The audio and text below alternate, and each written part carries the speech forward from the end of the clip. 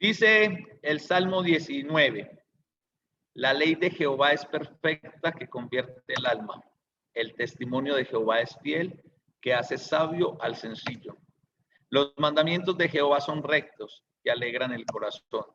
El precepto de Jehová es puro que alumbra los ojos. El temor de Jehová es limpio que permanece para siempre. Los juicios de Jehová son verdad, son todos justos. Deseables son más que el oro y más que mucho oro afinado, y dulces más que la miel y que la que destila del panal. El Salmo 19, versos 7 al 10. 6 características de la palabra de Dios, mis hermanos. Imaginémonos que vamos a hacer un viaje. Vamos a hacer un viaje a campo abierto. Y este viaje lo vamos a realizar caminando. Es un viaje largo. O sea, no vamos a subir a donde Rafa caminando. Vamos a ir donde Sandra caminando. A Paula ya no le gustó. ya lo vio largo, ¿no? ¿Qué llevaríamos a ese viaje, hermanos? Vamos a atravesarnos Sudamérica caminando. No podemos llevar nada tecnológico. Bueno, les voy a dejar llevar un GPS, pues, para que no me pierdan. Pero sin batería. ¿Qué llevarían? Cuéntenme. Agua, panela, enlatados, conservas, cítricos. ¿Cómo? Actitud, bastante actitud. Es así que tenemos que cambiar. A ver, ¿qué llevarían los hermanos que están en Houston? A ustedes les va a tocar caminar, a los que están en Estados Unidos les va a tocar caminar un poquitico más. Tienen que atravesar primero Centroamérica para después atravesar en Sudamérica. Navaja y candela, ¿qué más llevarían? Cuéntenme ustedes, hermanos, ¿qué llevarían? Beatriz, Daniel, Alicia. Lo que es necesario para cada quien. Por ejemplo, aquí a la Florida vinimos con 2 niños, entonces hay que traer las cosas para los niños. Ok. Las provisiones necesarias, ¿cierto? Nos enfrentaríamos a un tipo de viaje de estos sin tener las provisiones necesarias. ¿Quién lo haría? No, hermanos, teníamos que prepararnos. Nos tendríamos que preparar, ¿cierto? Hay que prepararnos y hay que llevar, como bien lo dijeron.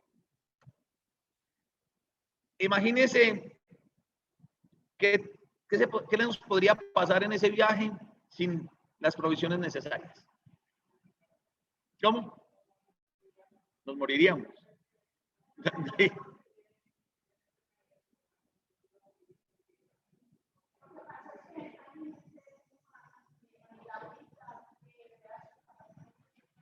Ok, estamos mirando esa situación, pero vamos a, la hermana Cecilia pone un buen ejemplo, bueno, las personas que migran de Venezuela,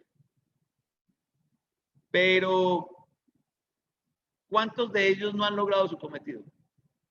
Nosotros vemos muchos en las calles, ¿cierto? Pero créanme que muchos de ellos no logran sus cometidos. Ahora, lo que pasa es que ustedes lo están viendo muy fácil, que no es fácil, pero porque es que una cosa es tú arrancar vamos a colocar hasta Chile, pues, yo arrancar para Caucasia, caminando, yéndome por toda la autopista. Eso es muy fácil. Esa ruta ya está hecha. ¿Me voy a demorar? Obvio me voy a demorar. Pero si nos metemos por el bosque a cortar camino, ahí ya no es tan fácil, ¿cierto que no?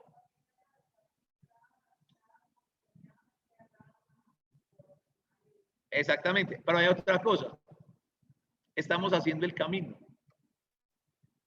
Si no tenemos los elementos necesarios, ¿cómo le vamos a hacer? Miren, se lo estoy colocando de una forma muy exagerada en un viaje demasiado largo. ¿Cuántas veces han escuchado ustedes acá, hermanos, en las noticias, las personas que se pierden en los cerros orientales de Bogotá yendo a Monserrate? Y uno dice, vení, ¿por qué? Porque es que hay un sendero para ir caminando hasta allá arriba. Yo preferiría ir siempre en teleférico, en metro cable. ¿Sí? Pero no falta el osado. No falta no, vamos a cortar el camino. Y resultan perdidos en una ruta que supuestamente se debería de conocer. Ahora, si eso pasa ahí y que las personas que se pierden en los cerros orientales las vienen a encontrar a los 3, 4 días cuando las encuentran vivas, después las encuentran a los 7, 8 días muertas. ¿Por qué? Porque no tienen las provisiones necesarias. Es que fuera muy fácil si vamos con un GPS, ¿cierto? Uno con un GPS coloca coordenadas. Ahora hay que llevar un GPS, pero saber también leer las coordenadas del GPS. Ustedes saben por qué hay una empresa de mensajería que se llama 724. Perdón, 470. 472. ¿Sí? Así saben cuál es la empresa de mensajería, ¿cierto? Deprisa 472. ¿Y ustedes saben por qué se llama 472? ¿Cómo? No son 4 días de 72 horas. 472 grados, latitud, yo no sé cuántito, son las coordenadas que ubican a Colombia en el mundo. Ahora, si yo estoy en el bosque, perdido, con un GPS, y que me está arrojando esos datos, y no tengo ni idea de qué significan, mi bote está igual de perdido. ¿Sí? Entonces, ¿cuáles son las provisiones necesarias? El rey David comprendió que nuestra vida es eso, una gran travesía por este mundo, y por eso él vio en la palabra de Dios la provisión necesaria para poder realizar el viaje de la vida. Nosotros hoy estamos considerando lo mismo. Estamos considerando nosotros la Biblia, la palabra de Dios, como la provisión necesaria para nuestro camino en este mundo. Hoy vamos a ver esas 6 características que tiene la palabra de Dios. Primero, nos dice el Salmo que la ley de Dios es perfecta. El término perfecto acá quiere decir completo, entero. Es decir, no le hace falta nada. Es decir, que nosotros en la ley del Señor es completa para nosotros. La ley de Dios no son únicamente los 10 mandamientos, son todas las enseñanzas que Él nos ha dado en su palabra. Esa es la ley de Dios. Esa enseñanza completa hace algo en nuestras vidas. ¿Y qué es lo que hace? Transforma nuestra vida. Dice el texto, convierte el alma. Nosotros hablamos mucho de conversión, de cambio. La importancia de cambiar, de que tenemos cosas para cambiar, de que hay actitudes para mejorar. Pero no volteamos a ver la Biblia. ¿Será que vamos a ser capaces? ¿Será que vamos a ser capaces? No. Entonces, la primera característica, hermanos, que nosotros tenemos en la Biblia es que encontramos la enseñanza completa de Dios. Y esa enseñanza completa tiene una característica muy importante y es que nos transforma. ¿Usted quiere cambiar su vida? Deje de declarar y póngase a leer. Póngase a meditar en la palabra de Dios y empiece a obedecer lo que la palabra de Dios dice. No declare que usted en el nombre de Jesús declaro que voy a cambiar. Muy bonito, pero si no lees si a esa declaración no le juntas todos los documentos, la declaración te va a quedar incompleta. ¿Cuáles son todos los documentos? Empieza por leer la Biblia. Hermano, yo ya leo la Biblia. Entonces estúdiela. Hermano, es que yo ya estudio la Biblia. Entonces medite en la palabra de Dios. Tómese ese tiempo. Entiende ese versículo. Mire qué es lo que Dios le está diciendo a usted a través de ese versículo. Entonces, esa es la primera característica. Segunda característica dice, el testimonio del Señor es fiel. Eso quiere decir que nosotros podemos confiar ciegamente en lo que el Señor nos promete y nos plantea. Podemos confiar en las promesas del Señor ciegamente. ¿Saben qué es lo que pasa? Y qué es triste, hermanos, que nosotros muchas veces confiamos ciegamente en lo que nos dice la gente. Pero nos da una desconfianza creerle a Dios. Yo no sé a quién de nosotros Dios le ha quedado mal. No sé a quién de nosotros Dios le ha quedado mal. A mí Dios nunca me ha quedado mal. Que yo le haya quedado mal a Dios es otra cosa, pero que Dios me haya quedado mal a mí, no. Entonces, ¿por qué se nos dificulta tanto confiar en Dios? Y dice, la segunda característica, el testimonio del Señor es fiel. Sus palabras son verdad. Señor Jesucristo, orando en Juan capítulo 17 por los discípulos, que se amplía para la iglesia, dice, santifícalos, es decir, sepáralos, apártalos para ti con un propósito en la verdad. Tu palabra es verdad. Entonces, ¿a qué le estamos creyendo nosotros? ¿Dónde estamos depositando nosotros nuestra fe? ¿Estamos depositando nosotros nuestra fe en la palabra de Dios? ¿O estamos depositando nuestra fe en lo que dicen otros? Miren, ¿saben que es difícil, hermanos, de comprender muchas veces? Que hay hermanos que creen más las palabras de un comentarista X de un texto de la Biblia que lo que dice la misma Biblia. Ah, es que fulanito de tal en su libro dijo tal cosa. Y yo ya había dicho esto en la Biblia, entonces, ¿qué pasó ahí? Entonces, la palabra de Dios es verdad. Esas palabras, cuando las oímos y las aplicamos, nos hacen sabios. Dice que el testimonio de Jehová es fiel y hace sabio al sencillo. ¿Cómo así que hace sabio al sencillo? Hermanos, miren. Uno no tiene que graduarse en Harvard. Uno tiene que graduarse en Oxford. No tiene que ser empleado de la NASA para entender las verdades de la palabra de Dios. Ah, hermano, lo que pasa es que yo no tengo el mismo nivel de estudio que tienen muchos hermanos en la congregación. ¿Y cuál es el problema? A mí la gente me dice, no, hermano, es que yo solamente sé leer. Ganado. Estás ganado. No necesitas más. ¿Por qué? Porque cuando yo pongo toda mi fe en lo que la palabra del Señor dice, entiendo de que eso es verdad. ¿Sí? ¿Y qué es la sabiduría? Sabiduría es poner en práctica aquello que se aprende o que se conoce. Entonces, hermanos, mire, se lo voy a poner así. ¿De qué nos sirve tener en la congregación o una congregación llena de magíster, MBM, todos esos títulos de doctorados, posgrados, bla, bla, bla, bla, bla, bla, bla? Si cuando nos encontramos con lo sencillo, que es el evangelio, lo hacemos a un lado.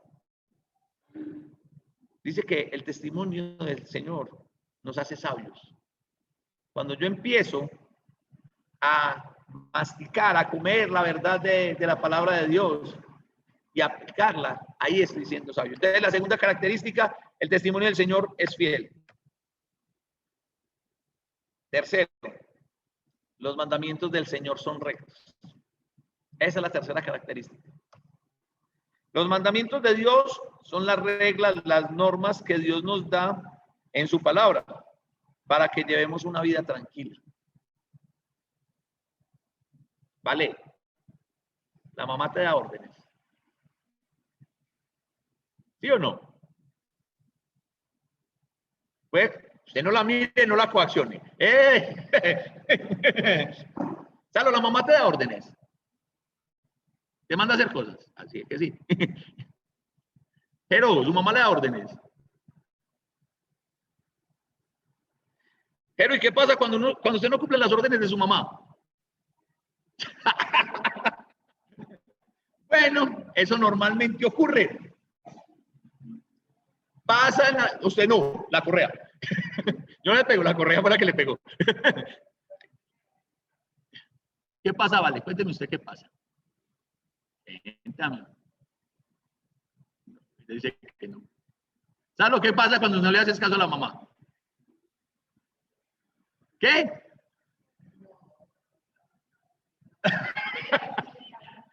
Ah, sí, ve. Ah, no, pero ella ya sabe, ya sabe. ¿Cuántas veces les habla? Ella sabe que hasta la 259.000 tienen espacio. Miren, hermanos, nosotros a veces vemos los mandamientos de Dios como una carga. Y a la larga no son una carga. ¿Se acuerda cuando les dije ahorita que nos estábamos convirtiendo en un montón de minorías anarquistas?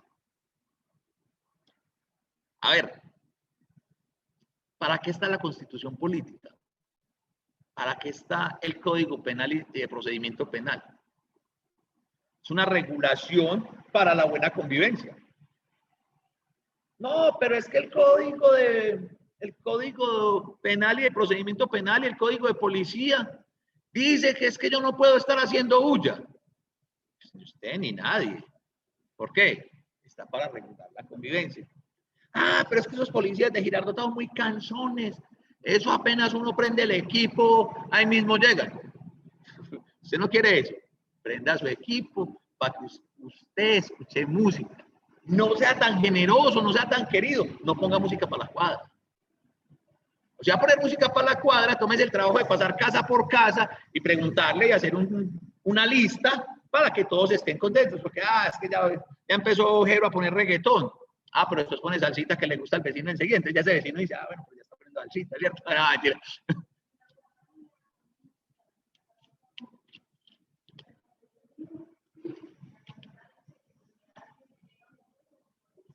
No.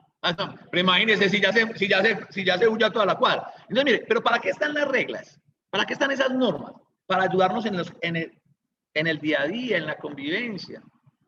¿Sí? A ver, ¿para qué están las normas de tránsito? O sea, para ayudarnos en la vía. A ver, si este semáforo está en rojo, yo llego aquí, el semáforo está en rojo, ¿qué indica? Que el que va a cruzar está en verde. Entonces, si todos no, eso es rojo, verde, todos nos pasamos, ¿se imaginan los trancones? ¿Se imaginan la cantidad de accidentes? Y muertos. Pero cuando yo me cruzo el semáforo en rojo y viene el guarda de tránsito, es que estos guardas sí molestan. No. El apóstol Pablo dijo, ustedes quieren vivir tranquilos, no le quieren tener miedo a la autoridad, comporten bien.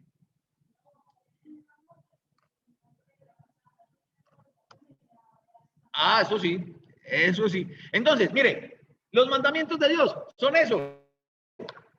Hermanos, no son una carga. Los mandamientos de Dios son unas normas que nos van a ayudar para que nosotros vivamos tranquilamente en este plano terrenal mientras llegamos al plano celestial. Por eso dice que esos mandamientos nos alegran el corazón. ¿Cómo así? ¿Y por qué? Porque a medida que nosotros los cumplimos, no vamos a tener mayores aflicciones. Me va a contradecir. Ahorita les dije que se olvidaran de todo lo que ha pasado hasta ayer, ¿cierto? Vamos, no solamente solamente me va a permitir esta. ¿Cómo se siente uno cuando sabe que ha pecado? ¿Cómo se siente uno cuando sabe que ha pecado? Por eso dice que los mandamientos del Señor son rectos y nos alegran el corazón. ¿Usted no quiere sentir así de mal? No peque. No haga algo que vaya en contra de los mandamientos de Dios. Pues no es tan difícil. O sea, en la teoría no es tan difícil. Usted no quiere el castigo eterno. Obedezca al Señor. La misma relación hijos-padres.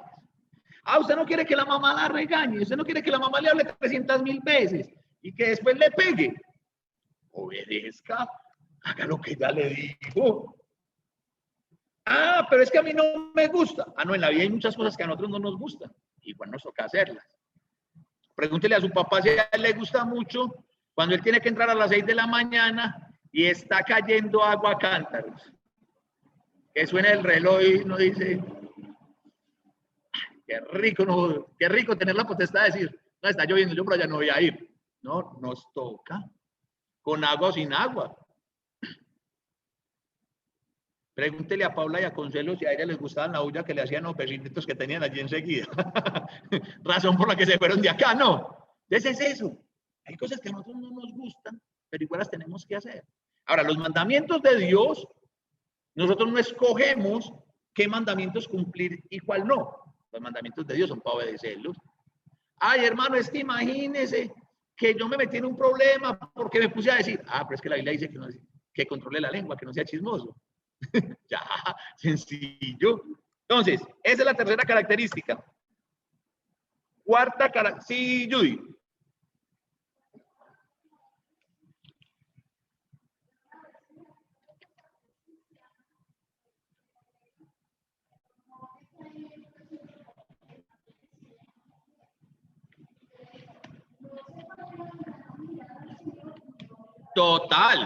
Total. Es que miren, nosotros nos tomamos el puesto que no nos corresponde. A nosotros no sé quién nos nombró jueces. Nosotros no somos jueces de nadie. Usted quiere ser juez, sea juez de su propia vida. Al fin y al cabo, ninguno de ustedes va a responder por mí. Mire cómo está viviendo usted, porque a usted le van a pedir cuentas por usted. Entonces, ojo, a veces nosotros creemos, lo que pasa es que nosotros los seres humanos también tenemos esa tendencia de querer justificar lo nuestro en lo que hace el otro. No, es que si Leonel hace eso, entonces yo también puedo. Tranquilo, ninguno de ustedes va a responder por mí. Tenga la plena seguridad. Y a veces por estar tan pendientes de lo que yo hago, están dejando de hacer lo que tienen que hacer ustedes. Y cuando ustedes lleguen a la presencia del Señor y digan, ay, Señor, pero es que Leonel... No. Con Leonel yo ahorita estoy hablando con usted. Estoy hablando es con usted, directamente con usted. Porque mientras estaba ahí pendiente de lo que hacía fulanito, no hizo lo que tenía que hacer. ¿Sí? Dice, la cuarta característica, el precepto del Señor es puro. Precepto significa principio. Entonces, la escritura es llamada a los preceptos de Dios.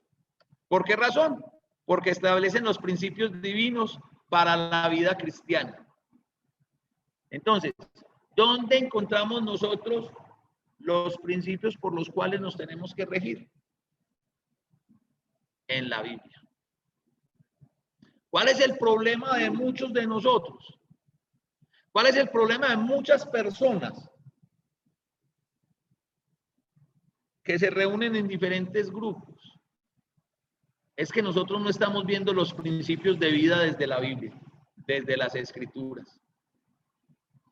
Los estamos viendo desde los comentaristas, desde los predicadores, desde los pastores. Y, hermanos, créanme, yo me puedo equivocar. De hecho, yo me equivoco bastantico. Trato por no equivocarme, pero a veces hasta en esa misma lucha por no equivocarme me termino equivocando más. Le ruego al Señor siempre que voy a enseñar de que no me vaya a equivocar en lo que vaya a enseñar. Que no sea yo el que hable, sino que sea Él.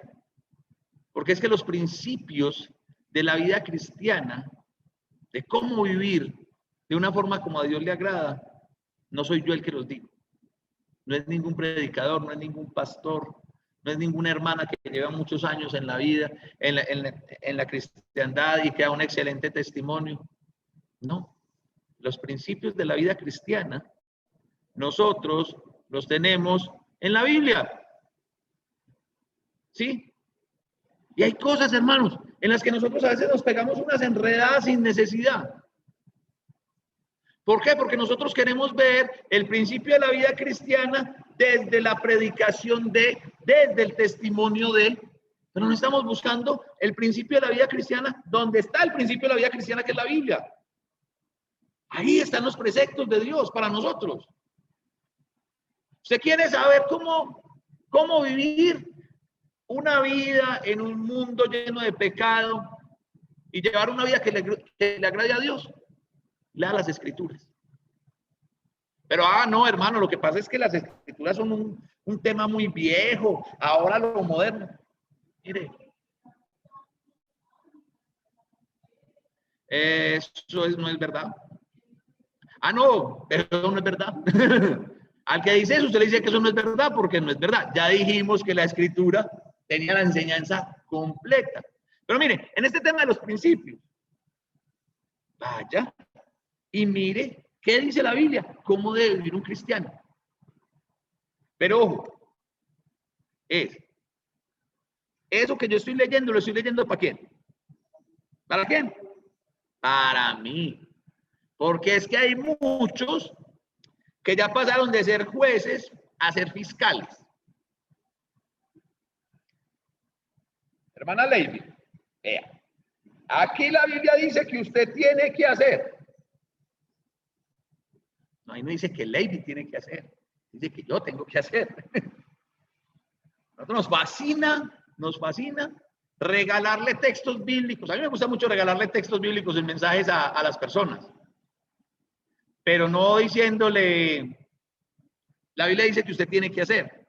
No, yo soy el que tengo que hacer. Yo soy el que tengo que, o sea, yo no les voy a mandar la Biblia dice que usted tiene que predicar el evangelio. Yo también lo tengo que predicar, y entonces yo lo estoy predicando. Cuando usted quiere compartirle a ese hermano, a esa hermana, ese principio bíblico de la vida cristiana, fíjese que usted lo esté cumpliendo. Empiece por ahí, por cumplirlo usted. Porque ya después, su ejemplo, más decirle a ese hermano, lo va a animar, le va a ayudar. Entonces dice que los preceptos de Dios iluminan nuestra vista. Es decir, nos muestran la dirección correcta hacia dónde nos tenemos que dirigir. Nosotros vamos ¿para dónde? ¿Para dónde? Para el cielo. Vamos para el cielo. ¿Cómo vamos a llegar al cielo? Siguiendo los preceptos que están. Por eso dice que la Biblia dice que tu palabra es lámpara a mis pies. O lámpara a mis pies, su palabra, dependiendo de la versión. En la mía dice lámpara a mis pies. ¿Sí? Entonces, hermanos, ojo, los preceptos del Señor son puros. Esa es la cuarta característica. Quinta característica, el temor al Señor es limpio. Salomón dice que el principio de la sabiduría es el temor a Jehová. ¿Pero qué es eso? ¿Cómo entendemos nosotros eso de el temor al Señor? El temor no es miedo, sino que es ese respeto máximo que tenemos cuando amamos a alguien. ¿Usted sabe cuál fue la gran diferencia entre las generaciones pasadas y nuestras generaciones y estas generaciones de ahora?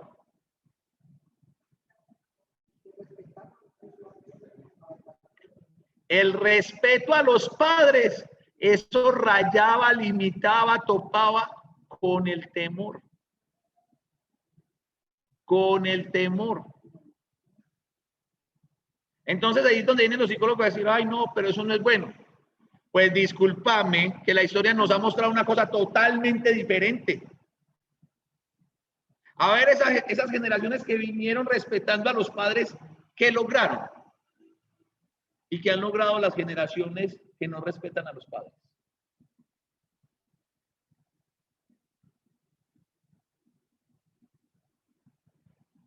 No voy a ser el abogado de nadie, porque no soy el abogado de nadie.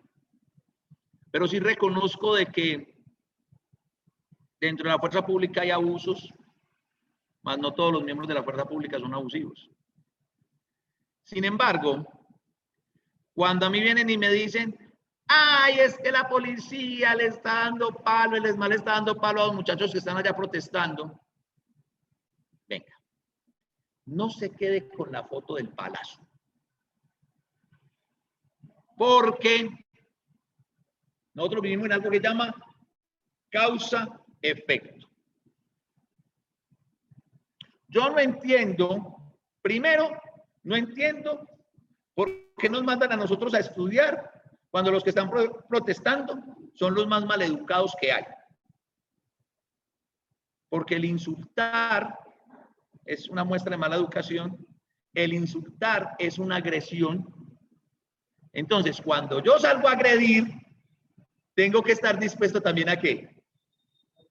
A ser agredido, a que me respondan. Entonces yo tenía esta conversación con mi sobrina y ella me decía, tío, pero es que usted no puede comparar un insulto con un palazo. No, pero usted tampoco puede, porque es que a usted nadie le da una investidura para faltarle al respeto al que tiene una investidura de autoridad. Ah, pero es que ellos son eso. ¿Y usted en qué se está volviendo? Entonces es ahí. Ah, no, es que tenemos que ser amigos, sí, hay que ser amigos. Dos cosas por lo que voy a decir en este momentico, ustedes tres no me van a querer hasta que crezcan. Judy, Pablo, Alejandra, ustedes no tienen que ser amigos de ellos. La Biblia no dice que los padres tienen que ser amigos de los hijos. Los padres tienen que ser los padres. Así de simple. Pero ese cuentecito de, ay, no, es que tenemos que ser amigos. Alejandra, usted tiene que ser la mejor amiga de Valeria. Eso nunca va a pasar. Usted sabe muy bien, Alejandra, que uno a los amigos le cuenta todo lo que uno hace. Y usted sabe que no hay cosas que hace que no le cuenta a la mamá porque usted lo vivió.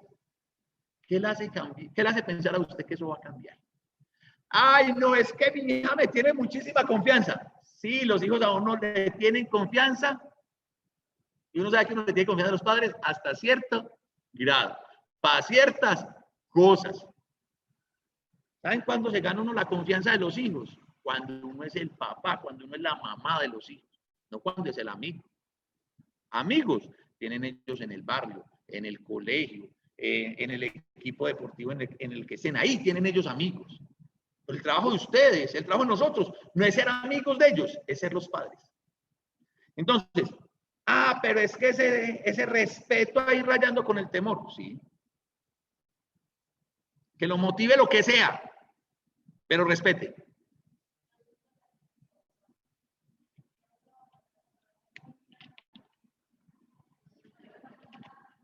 No, eso raya así ya. Yo me acuerdo de mi papá. Es más, no me tenía que decir nada.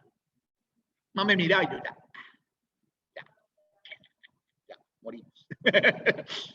Ya, ábrete tierra, que se abran los cielos, que diga el Señor Jesucristo, porque esta no me salve y no la segunda venida. O la segunda venida que me pise un carro, una de dos. Sí, ese es eso. Entonces, ese temor del que habla la Biblia es el no querer hacer algo que lo pueda dañar o lastimar, que lo pueda hacer sentir mal. Entonces, mire que aquí se van mezclando es, obedezca a Dios por lo que lo quiera obedecer. Ay, hermano, es que yo no me quiero ir al infierno. Obedezca a Dios, muy fácil. Pues, a ver, vuelvo y les digo, no hay que ir a la NASA. No. Ay, hermano, es que yo no quiero la condenación eterna. Obedezca a Dios. Ay, hermano, es que yo quiero tanto a Dios. Obedézcalo. A ver, ¿de qué le sirve a uno que la pareja le diga, ay, yo lo amo, pero tengo varios o tengo varias? Estos días estaba con una amiga que ya, o sea, estaba esto de un coscorrón, un calvazo, ya de molestar. Ya, de hecho, se lo dije, no le pegué el calvazo porque estábamos hablando por teléfono. Leo, pedirle a Dios que me ayude con Juan. Vení. ¿Vos qué querés que Dios te diga? Porque a mí una persona que me dice que me quiere, pero que no soy capaz de ser fiel, entonces no me quiere. Una persona que me dice, mira, es que yo necesito estar con vos, pero vos tenés que entender y aceptar de que yo esté con otras 3 o 4. Pues, papá, así no funciona la vida. Y si a usted, hermana, si a usted, amiguita, le están diciendo eso, venga, no le escuchen la voz de esa persona. Dios diciéndole, por aquí no fue.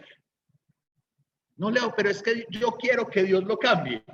Mi hermano no quiere cambiar, ¿qué va a hacer Dios? Él no quiere cambiar. No, pero es que yo sin él me muero. Mira. Así es simple. No, Leo, pero usted sí es leído, usted sí es cruel. Y yo, cruel no, es la realidad. Uno en la vida toma decisiones.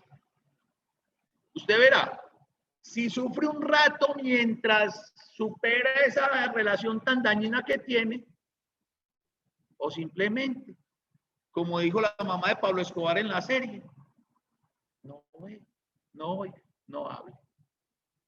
Quédese con él y aguántese todas las que él le haga. Ay, no, pero eso no es justo. No, aquí no estamos hablando de justicia, estamos hablando de las decisiones que hay que tomar. Entonces, ¿por qué estamos obedeciendo a Dios? Este respeto a Dios debe permanecer para siempre. O sea, no es que yo a Dios lo respeto hoy y mañana vamos a ver. No. Tiene que ser constante y se logra. ¿Cómo se logra eso? Conociendo a Dios. Y a Dios lo conocemos cuando nos deleitamos en su palabra. No hay otra forma de conocer a Dios. Y uno no ama lo que no conoce. Bueno, mentiras que a veces uno conoce cosas y las ama. Tranquilo, yo me entiendo. Si estuviera Juan Carlos Osorio aquí también me entendería. Ok. Y la sexta, dice, los juicios de Dios son verdad. Los juicios de Dios son verdad. En la palabra de Dios encontramos acerca de sus juicios. La palabra de Dios nos muestra que Dios ha venido, vino y vendrá en juicio por su pueblo, porque el juicio siempre ha comenzado por su casa. Ahora, ¿qué tiene el juicio de Dios? Que es según verdad, es decir, es según la palabra, y por ello son justos. No hay forma de corromper algún juicio de Dios. O sea, nosotros no tenemos cómo negociar.